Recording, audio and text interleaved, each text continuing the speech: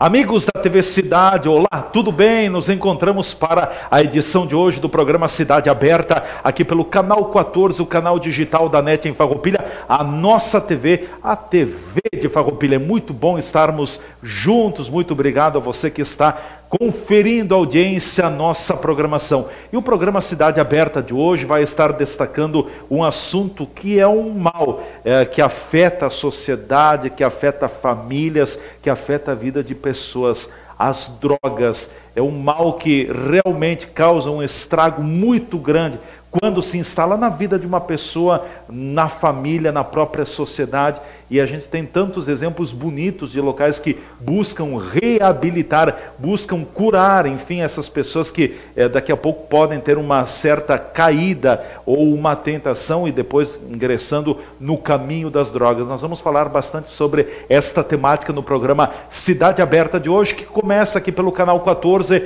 com o apoio do CID, Centro de Investigação Diagnóstica por Imagem, há mais de 20 anos cuidando da nossa saúde, da saúde dos farroupilhenses. E lembro também, você deve nos acompanhar via Facebook.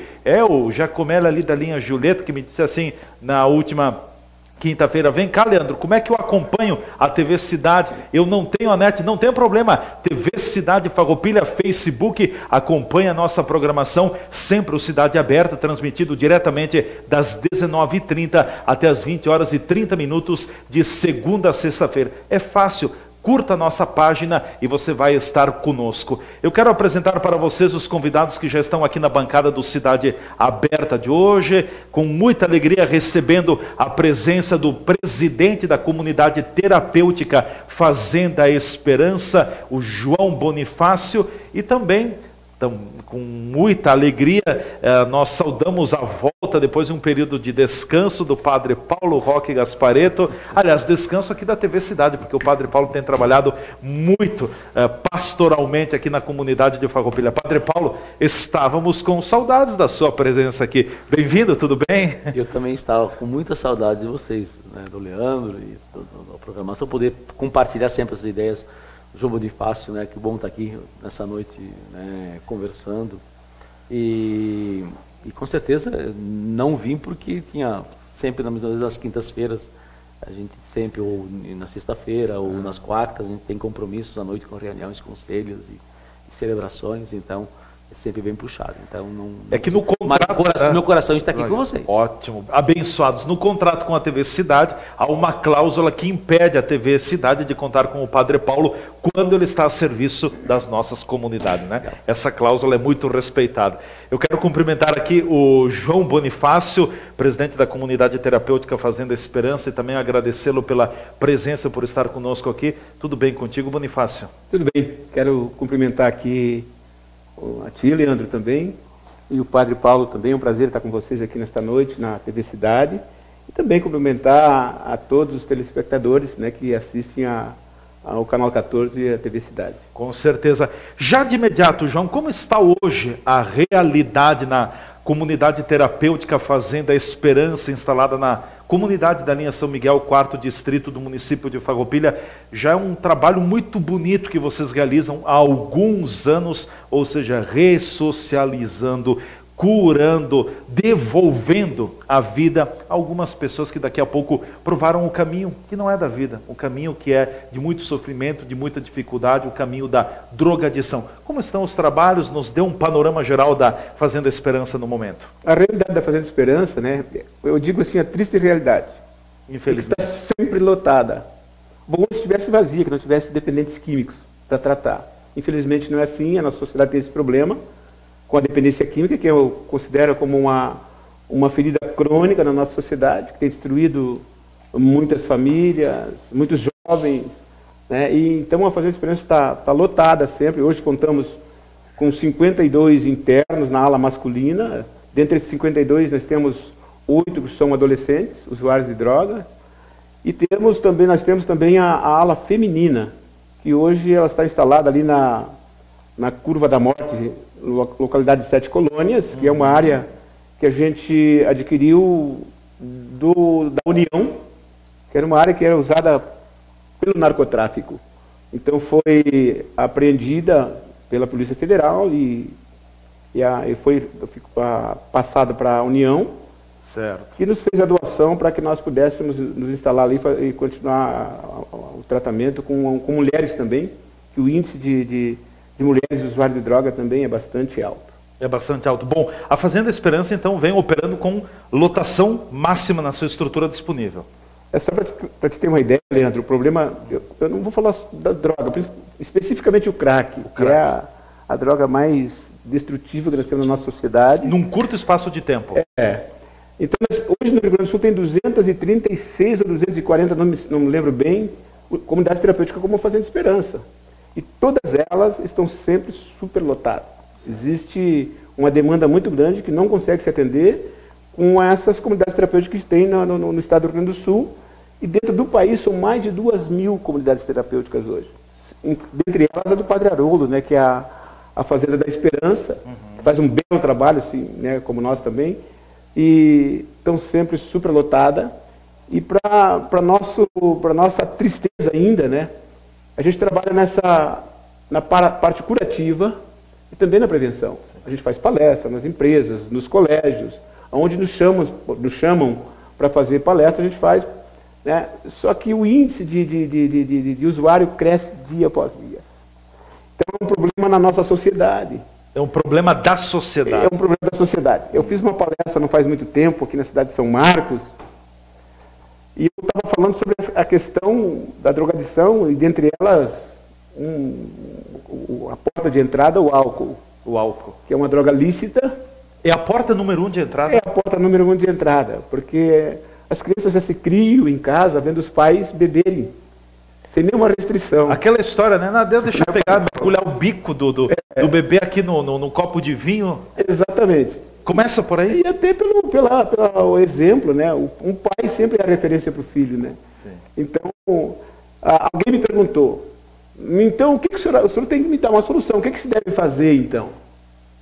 Nós temos que mudar a nossa cultura. É isso que nós temos que fazer, mudar a cultura. Por que nas festas tem que ter bebida de álcool para se beber à vontade? Sabe que eu comecei a fazer as palestras nas empresas, na época que eu fui presidente do Conselho Municipal Antidrogas, Padre Paulo?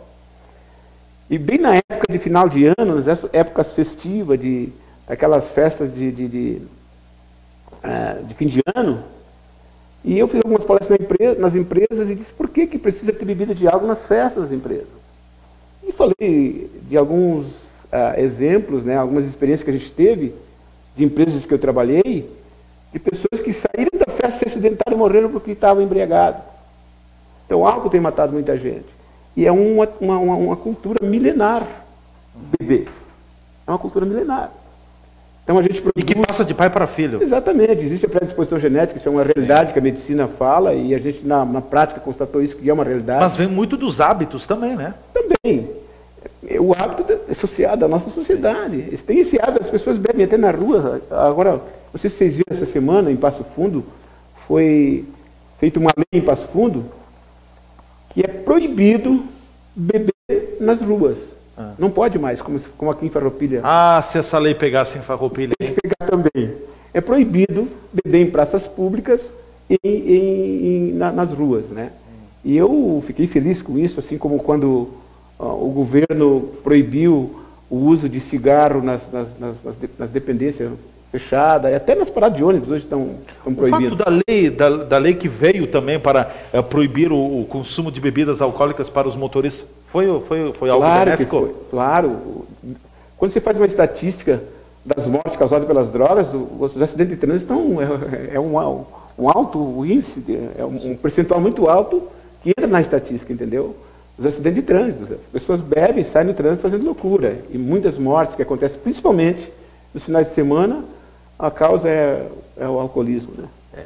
Padre Paulo. Eu acho que aquilo que o João Bonifácio estava colocando para nós, né? Ele é muito significativo, muito importante, merece uma reflexão. Primeiro, pelo trabalho belíssimo que a Comunidade Esperança faz, né? E tantas outras, né? E que passam por dificuldades. É verdade. Nós temos em Caxias também, a gente apoia lá o Nosso parceiro. Patne. E com muita dificuldade. Inclusive agora em Corpus Christi, O ato simbólico foi a questão de gesto de ajuda, que passa por muitas dificuldades, porque é um trabalho gratuito, voluntário, trabalho assim, muito amor, com muito carinho. Então, a gente tem que só agradecer de pessoas que pensam no próximo, né? Pensam no próximo. Que estão fazendo aquilo que o governo muitas vezes não faz. Exatamente. Quer dizer, que o governo deveria fazer com todos os impostos e tudo aquilo que acaba arrecadando, e muitas vezes não acaba fazendo. E vocês estão fazendo esse trabalho, né? Estão fazendo, e na questão na prevenção. Eu me lembro, por exemplo, que aqui vocês têm na segunda-feira, que tem o PATNA, né? Que está ali, né? Com Pastoral de Apoio ao Toxicômano. Né? Que o Bonifácio participa também, tem apoio, está junto, né? Faz um Exatamente. trabalho. Somos parceiros. Nestor Filtrin e companhia, né? É o programa, o Amor Exigente, né? O Amor Exigente, que é muito importante, né? Ou a questão dos narcóticos anônimos. Também, os alcoólicos anônimos também. Né? Os alcoólicos anônimos, funciona ali na Centro Pastoral, sempre a gente recebe com muito amor, com muito carinho. Então, acho que são iniciativas assim, muito importantes. E reforçar aquilo que você estava dizendo antes, a questão, por exemplo, do álcool, né? Eu sou a favor de que em lugares públicos não deve se beber. Mau exemplo, né, Padre? Mau exemplo.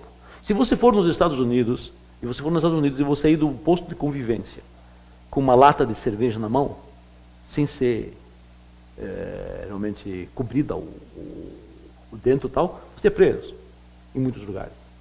E aqui a gente tem a capacidade de estar nas praças públicas, junto com crianças, adolescentes brincando, que nem sabem o que é, e aí você vê o pessoal enchendo a cara, bebendo, tal. Entende?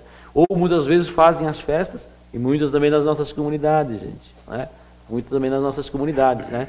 Então, o pessoal, tu vê anunciando bebida liberada, a noite inteira. Entendeu? Que alegria traz essa bebida? Mas justo, bebida liberada... É uma falsa alegria. Quer dizer, se já comprando já é ruim, você imagina oferecendo para adolescentes. Né? Mas adolescentes, ou pré-adolescentes, ou seja, 18 anos, que também são adolescentes. Né? Ou um pouco mais jovens. Entende? Tem como, né?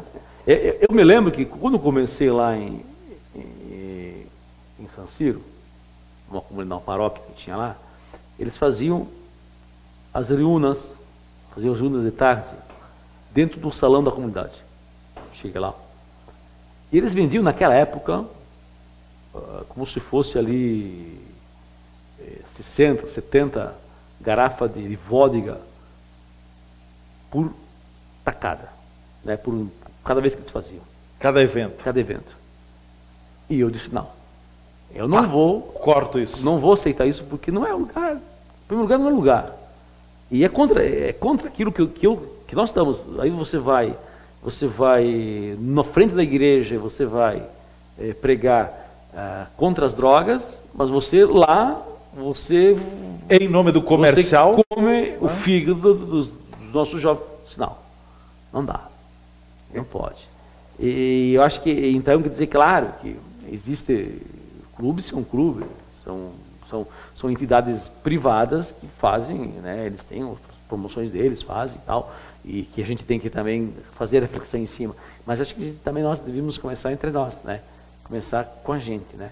Em muitos eventos nossos, né? Porque se o álcool é uma droga, né? Está comprovado que é uma droga. E que vocês que trabalham com isso estão dizendo, e muitos especialistas dizem, que a porta de entrada começa com álcool e depois vai com drogas mais leves até chegar ao crack. Que aí é o fundo do poço, né? Porque assim, tudo começou pelo álcool. Sim. Existe uma passagem bíblica, Padre Paulo, que o senhor conhece bem, que está no livro do Provérbios de Salomão, capítulo 23, versículo 29 em diante, que fala, né, para quem são os ais?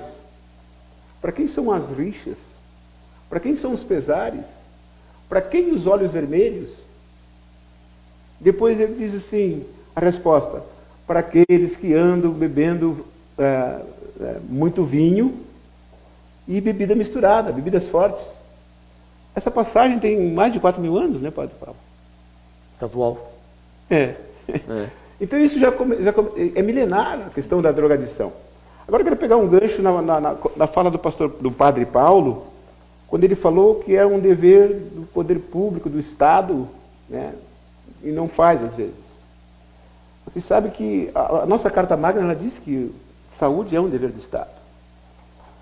Agora, está escrito bonitinho lá. Exatamente.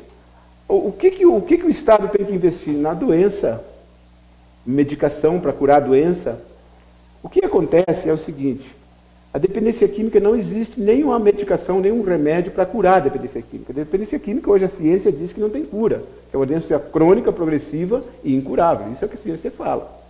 A Organização Mundial de Saúde é bem clara nisso. Não existe cura.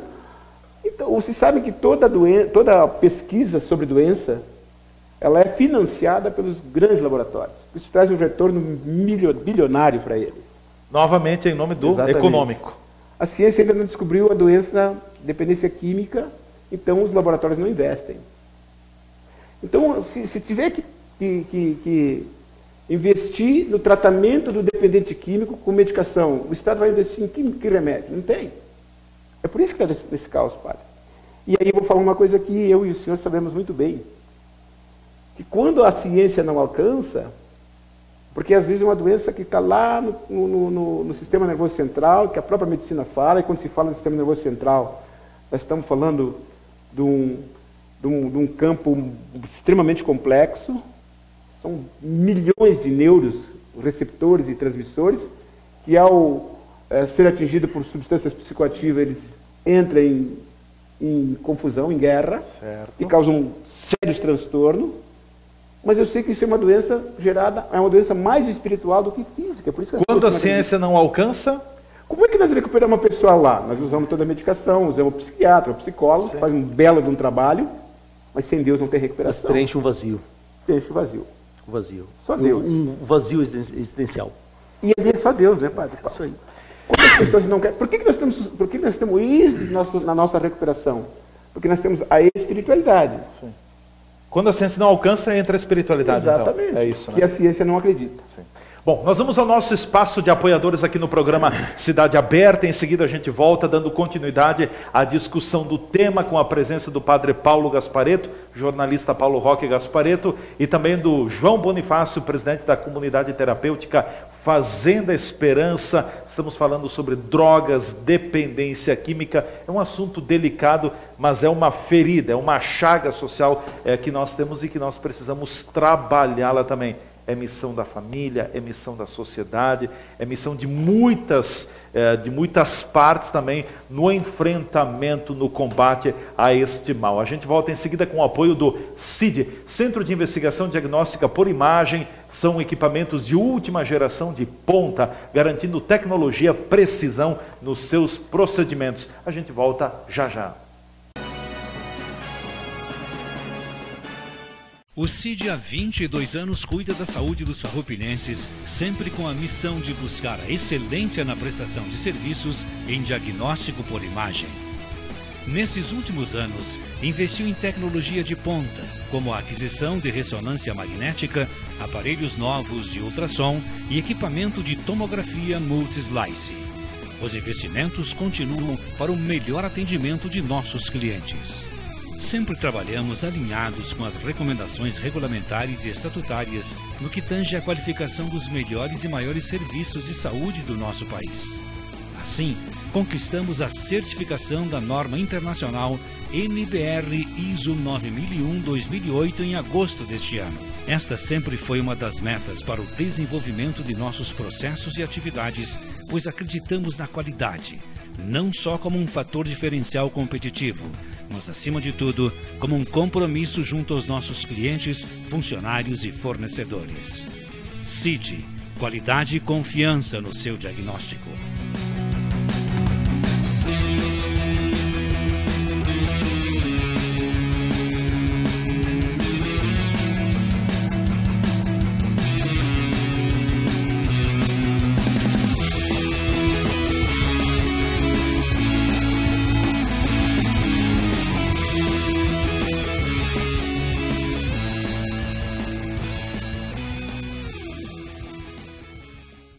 A segurança pública é um desafio no Brasil, mas aqui o governo do estado está fazendo mudanças e investindo em prevenção, integração e inteligência para enfrentar a violência. Hoje, a Secretaria de Segurança já compartilha dados e imagens de monitoramento entre municípios, Brigada Militar, Polícia Civil, Polícia Federal e polícias rodoviárias. E usa essas informações com inteligência para realizar operações contra o crime organizado, combatendo assim homicídios, o tráfico de drogas e o roubo de veículos. E já dá para perceber o aumento do policiamento nas ruas. 3.500 servidores já foram contratados e até o final do ano estarão em ação 4.200. A mudança já começou e muito ainda precisa ser feito, porque o nosso futuro é o Rio Grande do Sul. Governo do Estado, todos pelo Rio Grande.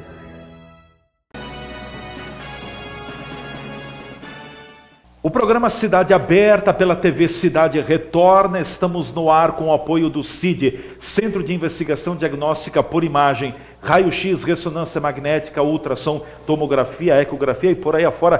Tudo isso e tantos outros procedimentos você tem com o CID, Rua Rui Barbosa, número 12, aqui no prédio da TV Cidade, e também aqui no centro de Farroupilha, na Rua Independência, junto ao antigo Hospital Cibele. TV Cidade Farroupilha é o nosso endereço no Facebook. Siga-nos. Nossos convidados nos estúdios, o presidente da Comunidade Terapêutica Fazenda Esperança, o João Bonifácio, e também o jornalista e sacerdote Paulo Roque Gaspareto. Estamos falando sobre a questão da dependência química das drogas. Eu queria avançar um pouquinho na discussão que vocês estavam colocando aqui, e quando que a dependência química ou a droga atinge um jovem, João Bonifácio, a gente poderia dizer de que toda aquela família automaticamente fica doente? É verdade. Porque ele começa primeiro ou por curiosidade ou por influência dos amigos, ou simplesmente quer experimentar por curiosidade. Ah, é só uma vez. E de repente ele pode ter uma predisposição genética e não consegue parar mais. Instala a dependência química, né, começa a desenvolver a tolerância, vai aumentando a dose, vai aumentando, até que ele se desenvolve a dependência química. Instalada a dependência química, ele perde a concentração, principalmente o usuário de derivados da cocaína, né? E ele não consegue mais se concentrar para estudar, não consegue mais trabalhar. Então ele começa a vender. Quando ele consegue ainda sustentar o vício, tudo bem. Daqui a pouco ele não consegue mais, porque perdeu o emprego. Então ele começa a vender tudo que ele tem para sustentar o vício. Não tendo mais nada para vender, ele tira dentro de casa. Daí começam os conflitos, começa a roubar o computador da irmã, alguma coisa dentro de casa, e começam os conflitos. E a família, fica toda a família doente. Toda abalada. Toda abalada. Toda abalada. E a família, por falta de conhecimento, não sabe que caminho tomar. E é muito fácil estigmatizar, né? No momento que seria, com conhecimento, acolher ele, né? E tentar conduzir ele para um tratamento, ou buscar alguém que conheça a causa da dependência química para orientá-los, eles entram em conflito. Claro. E aí acontece que todo mundo fica doente. E aí carece... A doença se propaga. Se propaga dentro do seio da família. Como a família... É muito conflito, e esses conflitos eles geram muitas doenças de alma. Sim. E aí espiritualidade. Começa a mágoa, o rancor, o ódio, a raiva, sim, as raízes de amargura, o apontamento de culpa. E isso vira um inferno dentro de uma casa. Sempre um é culpado. Faz o papel de Adão e Eva lá no Jardim do Éden, né? Sempre apontando um culpado. Qual deveria ser? A gente sabe que é um momento muito delicado, só quem passou por uma situação dessa sabe o quanto é. Mas como uma família, dentro da família, o pai, uma mãe, quando tem um filho que começa o contato com a droga, de que forma ele deveria agir para bem conduzir a situação delicadíssima e daqui a pouco não comprometer ainda mais o fato? Primeiro, o amor é o mais importante de tudo. Só o amor constrói. Eu não posso, por qualquer circunstância, qualquer situação que aconteça dentro do seio da minha família, me desfazer do amor pelo meu filho, pelo meu irmão, pelo meu ente. Eu tenho que amar. E com o amor eu consigo, de repente, conduzi-lo, arrumar uma estratégia de poder chegar nele e conversar com ele. Pelo fato da não aceitação do uso de droga, a primeira sentimento que vem é o sentimento de raiva, sentimento de impotência, sentimento de culpabilidade e apontamento, essas coisas. Quando teria que ter uma conversa franca com ele, olha, eu descobri que você está usando drogas, isso não é novidade dentro da nossa sociedade, nós não estamos livres disso, aconteceu no seio da nossa família contigo, e nós queremos te ajudar a sair dessa situação. E começar a mostrar para ele onde é que ele vai chegar se ele continuar usando droga. Tem muitos exemplos aí na sociedade. Claro. Se tu continuar, onde tu vai chegar? Tu tem um futuro brilhante pela frente, a gente quer te ajudar. Tu tem sonhos, tu tem projetos de vida. Cadê aquele projeto que tu estava seguindo? Nós temos gente lá na Fazenda Esperança que trancou a faculdade, parou de estudar por causa das drogas. O cara queria ser um advogado e hoje ele é um drogado. A tarja que vai na testa dele é de dependente químico, não de um advogado. E eu sempre falo para ele, cara, tu precisa retomar teus sonhos, tu tem que saber que droga não vai chegar, tu não vai conseguir concluir teu projeto de vida. Então as drogas, elas destroem os projetos, os sonhos, né? Destroem a família. Tudo que tem de bom no coração de um homem é destruído pelas drogas. Então... A droga é um rolo compressor devastador. Exatamente. Agora, às vezes a família não tem estrutura, né? Porque causa muito conflito. Até quando teve o sacrifício de comprar um computador, o cara te leva o teu computador e troca por uma pedra de crack. A primeira reação é de revolta, né? Então, de ira, né? E acaba acontecendo conflito, e isso empurra mais ele ainda para a dependência. Então, às vezes a família não sabe lidar com isso. O que a família deve fazer? Procurar alguém que saiba orientá-los de como eles devem agir nesse momento. Nós temos aqui o Patni. A família precisa se fortalecer. A família precisa buscar conhecimento. Conhecimento e fortalecimento. Tem uma passagem do profeta Osés, eu gosto muito de falar da Bíblia, que nos dá grandes exemplos, o profeta Osés, que Deus fala com o profeta assim, sabe por que meu povo está sendo destruído? Por falta de conhecimento, porque não tem quem ensine. Mas nós temos em Farroupilha o Patni, tem a Fazenda Esperança, tem o CAPS, hoje tem uma rede de atendimento aos dependentes químicos e às famílias que têm um problema com a dependência química. O próprio Padre Paulo, que está aqui, a paróquia, a igreja, as igrejas evangélicas, a igreja católica, está cheio de gente disposto com conhecimento de causa para poder ajudar, ou encaminhá-lo, né? Procurar, pedir ajuda. Muitas vezes não consegue chegar. Então vai para a rádio, bota a boca no trombone, tem um filho com dependência química que precisa de ajuda. Alguém que sabe, que conhece causa, vai dizer, bom, precisa ajudar essa família, liga para a rádio e vai atender ele lá, ou para a própria TV aqui, né? Certo. Padre Paulo, importante falar, né? Eu quero entrar nessa questão da família. O Bonifácio coloca muito daqui a pouco até do próprio despreparo e o primeiro sentimento que vem é de raiva, é de punição, só que não se vai a lugar nenhum com isso. Né? Então, o momento que eu chamo a atenção é de espiritualidade.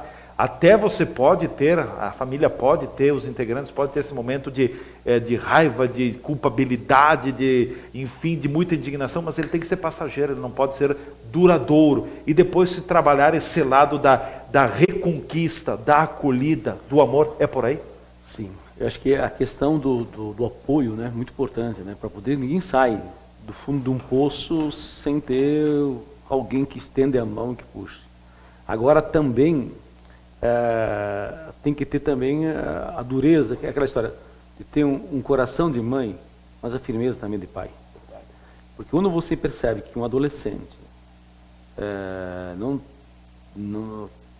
está envolvido, ou as companhias, porque normalmente quem faz muito são as companhias. Verdade.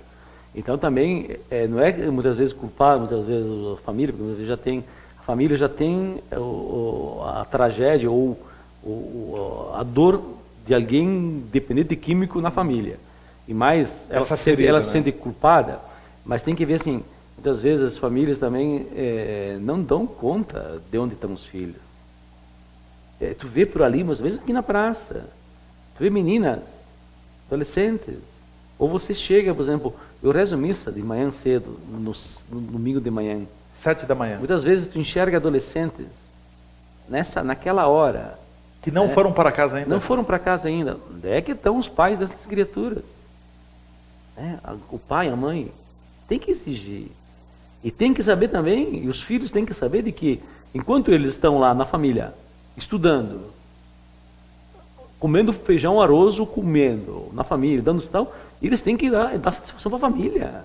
Então tu tem que também chamar a responsabilidade e dar uma sacoalhada, não dizer assim, vem cá, né? Vem cá, até que você está aqui, está comigo, está com os 18 anos, você vai também trilhar um caminho, né, tio?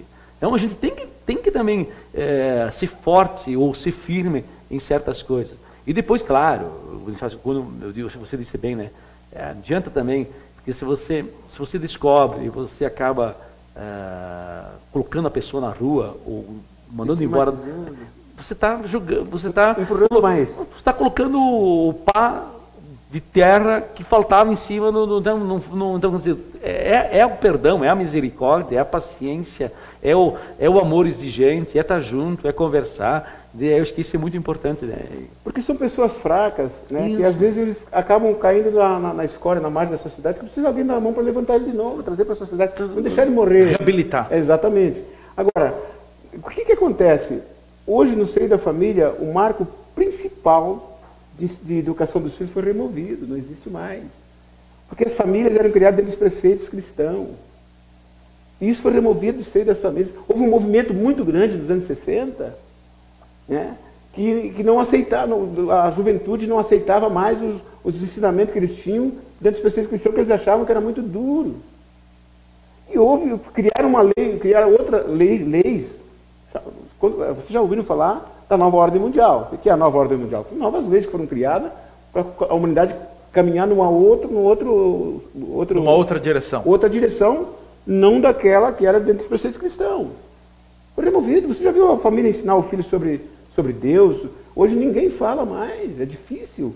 Na missa são poucas pessoas que vão, às vezes, era para ir todo mundo. Num culto era para ir todo mundo com as famílias, entrar com seus filhos. Eu me lembro quando eu era criança, a gente saía, eu morava na colônia, e às vezes estava chovendo, a gente saía, pegava o sapato, saía de pé descalço, ia até a paróquia, e tinha um lava-pé do lado da igreja, ali em Estrela, tem uma paróquia muito grande. E a gente chegava ali, lavava os pés e botava o sapato para entrar na igreja. No sábado a gente fazia a confissão, no domingo tomava a comunhão. Não existe mais isso. Então foi removido o marco principal, que é Deus. Quando removeram os preceitos cristãos dentro da família, tiraram Deus de dentro do seio da família. E que o homem sem Deus está fadado ao fracasso e à derrota. Valores, né, Padre Paulo? No vazio se angustia. E na angústia vem a ansiedade. E da ansiedade a gente preenche com outras coisas. Quer dizer, não existe espaço vazio. Ele é preenchido. Se você não ou de uma forma ou de outra. Se você não sentar numa cadeira, alguém vai sentar. Sim. Se você não coloca dentro da família o diálogo, a paciência, o perdão, a compreensão, e você também fica de olho, e você não coloca Deus dentro, você não cultiva essa questão, você vai preencher com outras coisas. Exatamente. Que podem ser outras coisas boas, mas muitas vezes são coisas que não são menos boas. Não agregam. Que não agrega. E aí muitas vezes né, se perde a vida. Por exemplo, uma mãe, eu já acompanhei mães, por exemplo, que tem que sair de casa de madrugada para ir comprar droga para o filho, num ponto de droga, porque senão o filho bate, espanca, agride, enfim. E por aí afora. A dor de uma mãe que tem que sair de casa nessa hora, se colocar risco muitas vezes, porque corre o risco também. E daqui a pouco nem sem condições financeiras também, né? Para poder entender. Então, é um drama muito profundo, né? Muito difícil. Né? E os pais perderam o controle sobre os filhos, não conseguem mais dar limite para os filhos. A primeira coisa que um pai faz hoje, um filho começa a caminhar e começa a falar, já compra um celular para o filho.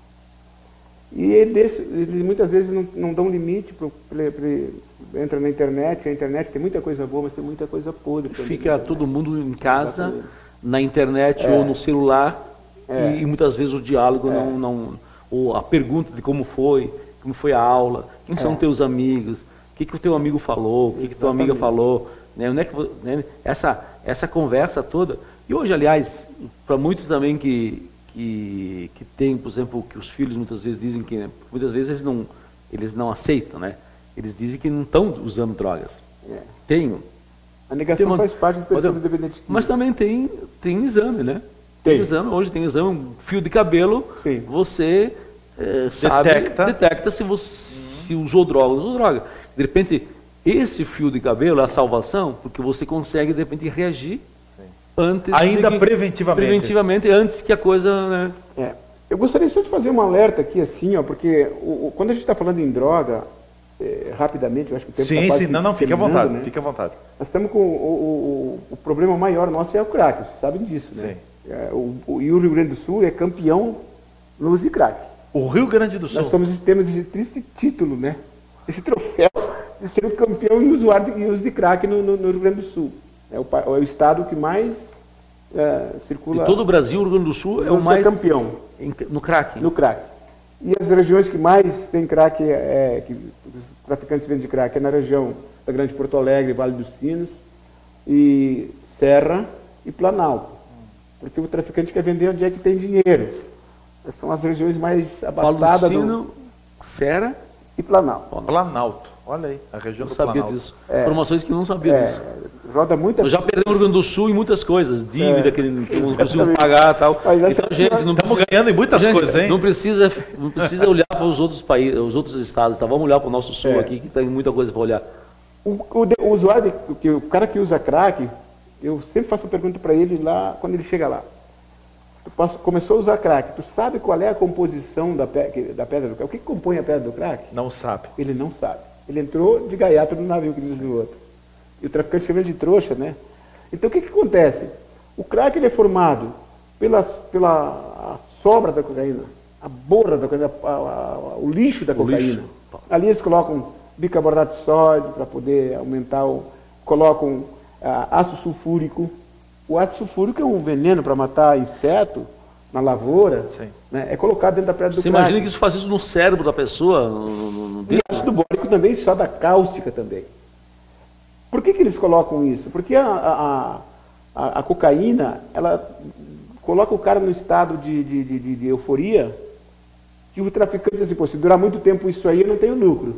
Então eu vou ter que colocar alguma coisa para cortar o efeito, a dopamina, que causa o prazer no cara. Então esses ácidos são justamente para cortar o efeito, para 10 minutos, passou o efeito, ele entra num estado depressivo fulminante, que ele fica doido, fica louco. Sim. Ele precisa usar de novo, porque ele entra no estado de depressão, ele não tem sossego, ele corre para lá, corre para cá, então ele acaba muitas vezes roubando da família, às vezes até matando para roubar um tênis para trocar por uma pedra de crack. E recuperar um usuário de crack é muito difícil. O cara chega lá... Qual é a porcentagem de recuperação? É grande? Como é que a gente faz essa estatística? Eu não posso falar, passou 200 esse ano na Fazenda Esperança e se recuperaram 30, e isso significa quanto? 15%? 15%. Nessa conta, sim. Não dá para fazer essa conta. Não dá. Por quê? Não, porque dos 200, às vezes 100 só completa o tratamento. E é nesses que você tem que fazer estatística. Desses 100, se eu recuperei 30, são 30%. Então, o índice de recuperação é bom, é bem bom. É bom. Isso que faz com que a gente continue fazendo esse trabalho. Com esperança. A gente tem vários testemunhos aí, vocês vão ouvir daqui uns dias aí, fizeram uma reportagem aí, né, que vocês vão ouvir o pessoal dando testemunho. Pessoas que estão 8 anos já de pé, que passaram pela Fazenda Esperança, e as famílias vão no pátio. Reabilitaram a própria vida, exatamente, né? Nós temos um programa hoje, porque quando a gente fez uma estatística sobre a recaída, que é o que mais nos preocupa, porque o problema quando ele sai de lá está aqui na sociedade, então isso é uma preocupação. A sociedade está doente, né? Exatamente. Então a gente se preocupa com a recaída, que o índice ainda é alto. Então a gente foi ver que um deles estava nos fatores de recaída. Estava no ambiente que ele volta, porque às vezes volta para um ambiente e dentro da própria casa é o problema. Todo mundo usa, é aquela coisa toda. Cigarro, bebida e etc. E o outro é a predisposição genética, que a medicina fala e é verdade. Sim. E o terceiro é a ociosidade. E por que o cara fica ocioso aqui fora? Você sabe que para entrar no mercado de trabalho, hoje é um peneiramento. O cara faz o currículo, manda para a empresa e passa para uma seleção, só fica na peneira os bons, o resto é excluído. O cara não estudou porque a droga não deixou ele estudar. Não fez um curso profissionalizante, não entra no mercado de trabalho. Tem o preconceito já de ter frequentado um lugar de recuperação, sim. que é isso. Ter Sem sido contar o usuário de preconceito. drogas também. Não tem qualificação nenhuma para entrar no mercado de trabalho, acaba na ociosidade. E aí, daqui a pouco, ele vai vender droga, vai continuar. Então, a gente tem um programa, dentro do nosso programa, um programa de ressocialização, onde a gente capacita eles no mercado de trabalho também. Eles voltam a estudar, nós temos vários matriculados nos colégios, estudam lá, mandam as matérias para o colégio, faz as provas, e continuam estudando e profissionalizando eles também para entrar no mercado de trabalho quando eles terminar o tratamento. Bom, nós vamos ao nosso espaço de apoiadores. Na volta eu quero seguir falando um pouco mais sobre essa questão da ressocialização, porque ela é importante. Já tem aquele ditado, o Padre Paulo não vai ficar bravo comigo, acredito. Dizem assim que mente ociosa é pior do que a oficina do diabo. Então, é verdade, Padre Paulo. Temos que ocupar a nossa mente também, e a ressocialização ela é importante. Não adianta ficar, no meu ponto de vista, internado numa fazenda terapêutica e depois sai e não tem ocupação. A tendência, a probabilidade de logo aí à frente cair é muito grande. A gente volta em seguida com o Cidade Aberta, sempre com o apoio do CID, Centro de Investigação Diagnóstica por Imagem, há mais de 20 anos cuidando da saúde dos farroupilhenses. O CID há 22 anos cuida da saúde dos farroupilhenses, sempre com a missão de buscar a excelência na prestação de serviços em diagnóstico por imagem. Nesses últimos anos, investiu em tecnologia de ponta, como a aquisição de ressonância magnética, aparelhos novos de ultrassom e equipamento de tomografia multislice. Os investimentos continuam para o melhor atendimento de nossos clientes. Sempre trabalhamos alinhados com as recomendações regulamentares e estatutárias no que tange à qualificação dos melhores e maiores serviços de saúde do nosso país.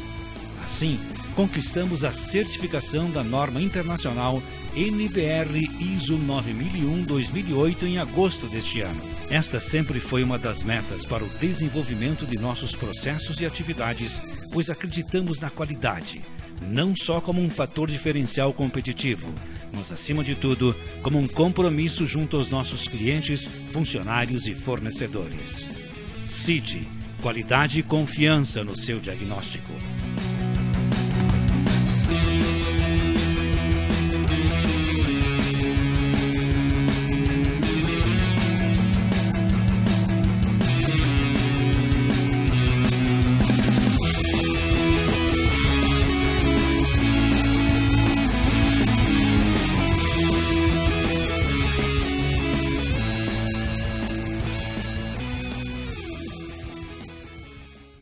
A segurança pública é um desafio no Brasil, mas aqui o governo do estado está fazendo mudanças e investindo em prevenção, integração e inteligência para enfrentar a violência. Hoje, a Secretaria de Segurança já compartilha dados e imagens de monitoramento entre municípios, Brigada Militar, Polícia Civil, Polícia Federal e polícias rodoviárias. E usa essas informações com inteligência para realizar operações contra o crime organizado, combatendo assim homicídios, o tráfico de drogas e o roubo de veículos. E já dá para perceber o aumento do policiamento nas ruas. 3.500 servidores já foram contratados e até o final do ano estarão em ação 4.200. A mudança já começou e muito ainda precisa ser feito, porque o nosso futuro é o Rio Grande do Sul. Governo do Estado, todos pelo Rio Grande.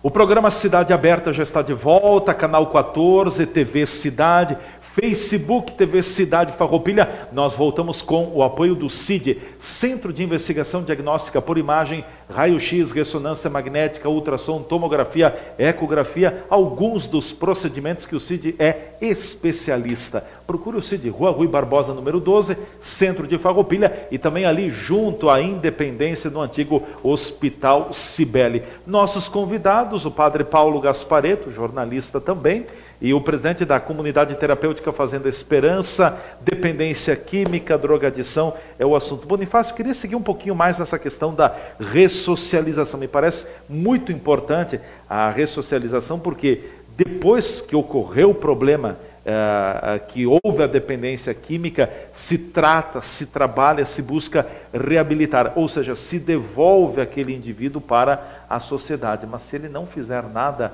a probabilidade de recair me parece grande. Como que se estabelece a ressocialização para que ela possa ser realmente, contribuir para que o processo seja superado? Primeiro tem que quebrar o preconceito. Um preconceito.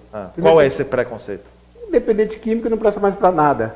Tem que recuperar ele. A sociedade tem que quebrar esse preconceito. Até porque a dependência química, hoje, pela Organização Mundial de Saúde, é doença. E um cara está doente, trata ele e depois ele volta a produzir de novo. E dentro das palestras que a gente faz nas empresas, a gente trabalhou muito em cima disso, né, para quebrar esse preconceito.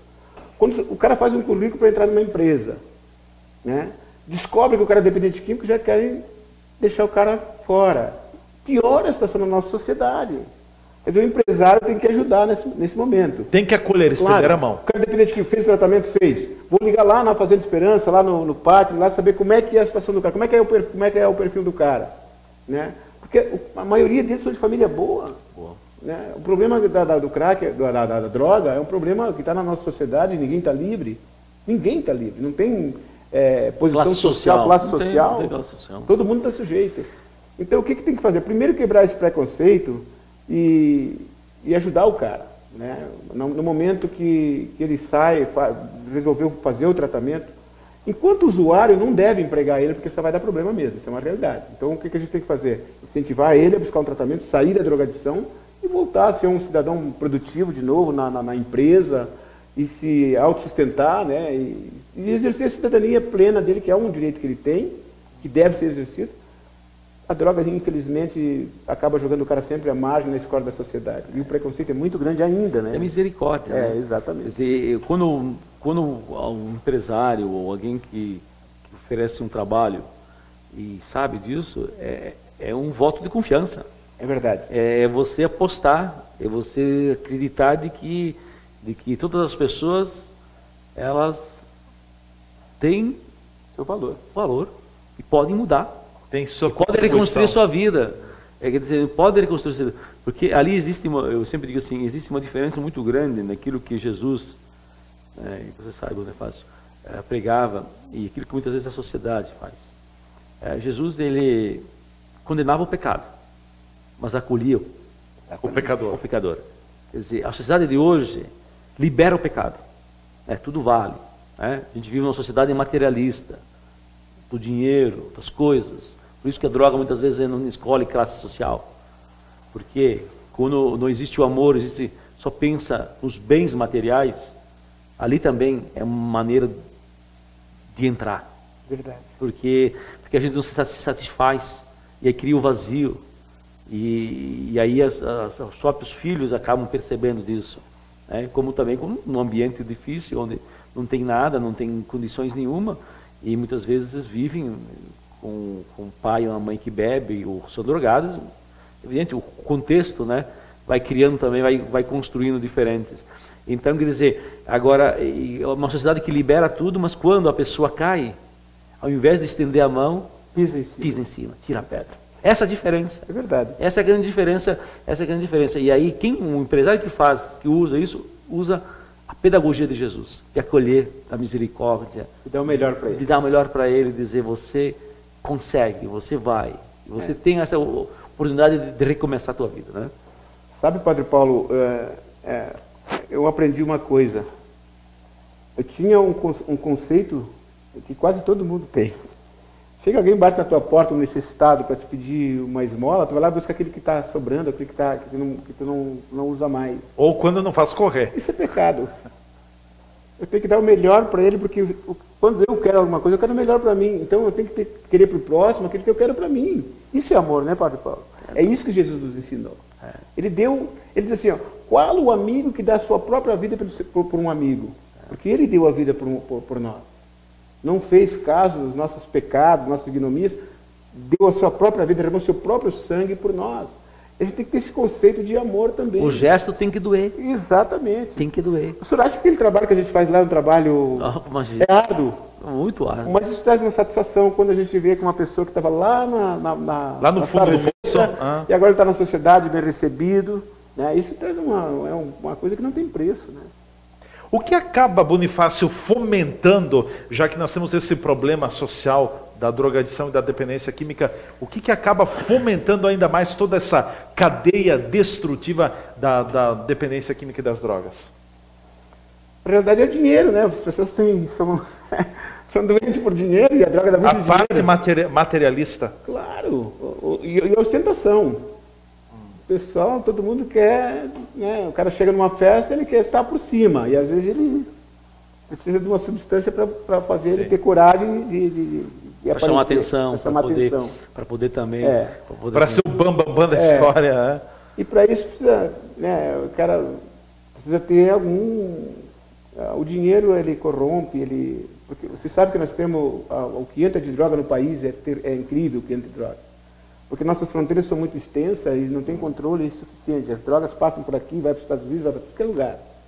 Né? O país é um Brasil o Brasil é um país de rota, né? De drogas. Mas muitas vezes ela passa por onde ela deve ser apreendida, cortada, porque existe a corrupção, existe tudo em nome de... Claro, o dinheiro. O dinheiro compra. É verdade. Então passa a droga. E depois, assim, o caminho, o mais longo, muitas vezes no sacrifício, é o melhor. Porque o atalho, você pode até pegar um atalho hoje, amanhã também, mas no terceiro você se perde. Verdade. E aí você não volta mais. Nem sempre o atalho chega antes. Não chega. A grande maioria das vezes não chega. Destino. Então, às vezes é preferível um caminho mais longo, mas da justiça, né, do passo. Está aí os exemplos, né, da questão da corrupção, esse pessoal que está ali, que agora imploram para os filhos, não sei o que e tal, tinham tudo, mas optaram pelo caminho mais fácil. Você sabe que tem um filme que eu gosto muito, não sei se você já assistiu, chamado O Peregrino. Ah, sim. O cara sai com um fardo nas costas, né? Ele sai, daqui a pouco ele cai num sofrimento, e ataques, é atacado por vários obstáculos, e quase não consegue andar mais e cai no sofrimento. Aí aparece alguém, né, para falar para ele, olha, tu está sofrendo porque tu saiu do caminho, volta para o caminho. E ele volta para o caminho e consegue andar. Então, muitas vezes, o que o senhor estava falando agora há pouco, né? O cara, às vezes, vai querer pegar um atalho. E o atalho, às vezes, é onde tem o abismo e o cara cai. Acaba escondido, né? Então... é uma direção perigosa. Eu fazia uma palestra que falava sobre o cérebro drogado. Eu sempre dizia, a gente cuida muito do nosso corpo daqui para baixo. A gente quer cuidar mas descuida da cabeça, né? A gente quer cuidar do coração, quer cuidar do fígado, quer cuidar do pulmão, quer cuidar de tudo, mas não cuida do cérebro, que comanda tudo. É o cérebro que nós temos que... Os 5 sentidos, cara, é o que nos equilibra e desequilibra. Depende dos teus pensamentos e o que, quando cai no livre-arbítrio, das decisões que tu toma. Nós somos o resultado das nossas escolhas. É verdade. Nós somos hoje aquilo que a gente escolheu. Exatamente. Ontem. E depois o mundo de hoje é um mundo muito de imediatismo. As pessoas andam muito ansiosas, porque tudo é para hoje. Ou para ontem. Para ontem. Quer dizer, tudo tem que ser instantâneo, imediato. Não tem uma consciência, eu sempre digo assim, uma consciência de pé de pinheiro. Que a gente planta o pinhão hoje para colher aqui de 15, 20 anos. Quando você planta a semente da fé, quando você planta a semente do diálogo na família, de repente você não está colhendo um pé de alface no dia seguinte, ou 2 semanas depois que você colhe. Mas você está plantando um pé de pinheiro, que você vai colher os frutos aqui de 20 anos, 30 anos, pinheiros, pinhões, que você vai colher as primeiras pinhas. Então, muitas vezes, você tem que saber escolher o que você vai plantar. O que você vai plantar? A longo prazo, qual é o investimento que você faz? Investimento no teu filho, investimento na família, investimento no... pensar. Lá na frente. Porque, evidente, se você pensa no imediatismo, então a vida tem que ser vivida dessa forma mesmo, né? Vai para hoje e deu. E o resto é o resto. E o cara está correndo cheio de depressão ainda, porque ele não alcança, porque ele corre e não alcança. Né? Você vai, e você, quanto mais você vai, você acaba a vida muitas vezes não tem mais sentido. Não tem mais sentido. Não tem mais sentido. Bonifácio, eu preciso encerrar o programa em seguida. Hoje, como sobrevive a Fazenda Terapêutica, a comunidade terapêutica Fazenda Esperança? A comunidade ajuda muito, o poder público participa. Como é que está a realidade financeira? Bom, a comunidade terapêutica Fazenda Esperança sabe que é uma instituição sem fins lucrativos, né? Filantrópica, e a gente sobrevive com muita dificuldade. Tínhamos um repasse, há alguns anos a gente tínhamos um repasse do poder público, no valor de 5 mil mensal, e esse ano foi pago só até mês de junho, e a partir de agora nós temos que entrar numa nova lei que saiu aí, um edital, e nós temos que entrar com toda a documentação, se inscrever nesse edital, para concorrer à verba, entendeu? Então, hoje nós estamos passando por bastante dificuldade. Então, agora, a partir de julho, momentaneamente, não tem mais verba do poder público, da prefeitura. A gente está encaminhando toda a documentação agora para entrar nesse edital, depois vai ser abrido os envelopes. Mas pode ser classificado como pode ser desclassificado, né? É claro, porque é um processo licitatório, dentro da lei de licitação. Então, a gente não sabe o que vai ser daqui para frente, entendeu? E a gente sobrevive basicamente hoje de quê? Das famílias que nos ajudam e da sociedade que nos ajuda. Os clubes das organizações não governamentais. As instituições como os clubes de serviço, o Lions, o Rotary nos ajuda, né? As igrejas. Agora mesmo teve uma igreja aí que fez um meio frango, repartiu o resultado do lucro com 2 instituições, né? Para nós, acho que foi para nós e para a Paz, se eu não me engano. Né? Para nós é de extrema importância, porque com 52 internos, tem que dar comida, né? Nós temos uma equipe que desenvolve um programa lá dentro. O que custa manter a Fazenda Esperança hoje para 50 internos? Mais ou menos 30 mil mensal. 30 mil mensal? Eu tenho um médico lá que eu pago, eu tenho a psicóloga que eu pago, eu tenho assistente social que eu pago, eu tenho a técnica de enfermagem que eu pago. E a exigência é isso. Exigência da lei. A exigência é legal. Essa mesma lei que tem que abrir a licitação, que, né, eu sei que não é problema muitas vezes da prefeitura também, que essa é uma lei que vem lá de cima, né, que deu o mesmo problema que a Caxias, né? Com a PA e outros problemas nesse sentido.